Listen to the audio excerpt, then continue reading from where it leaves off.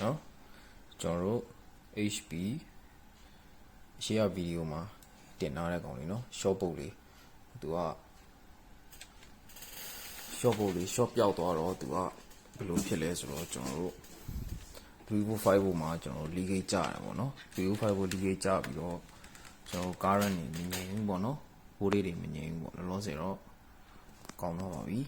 ပုတ်လေးอ่ะနော်လောဆယ်ကောင်းသွားပါပြီ manual လိုက်ရပါတယ်သူကကျွန်တော်တို့ schematic လည်းမရှိဘူးပေါ့နော် HP တော်တော်များများ schematic မရှိဘူးဆိုတော့ 35လည်းငြိမ်သွားပြီနော်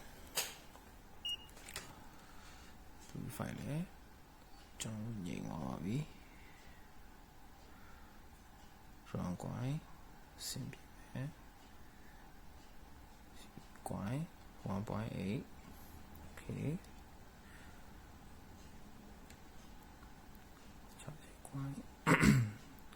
0 okay base score ကတော့မြုပ်တက်မှာပဲမှန်တက်မှာပဲအပြည့်ထွက်မှာပေါ့နော်လောဆယ်ကောင်းတော့ပါပြီ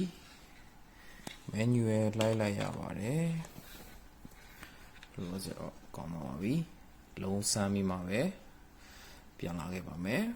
တစ်ချက်လုံးစမ်းလိုက်ပါဦးမယ်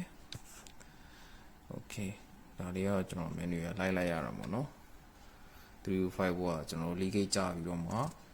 ကျွန်တော်တို့ MOSFET တွေတော့ leakage မကျဘူးပေါ့နော် output back channel leakage ကျပြီးတော့မှကျွန်တော်တို့ဒီကောင်လေးနှလုံးမြင်ရတာတော့မသိဘူးကင်မရာရန်နီးကပ်လို့မရအောင်ဒီကောင်လေးနှလုံးနဲ့တစ်လုံးပြတ်သွားတာပေါ့နော်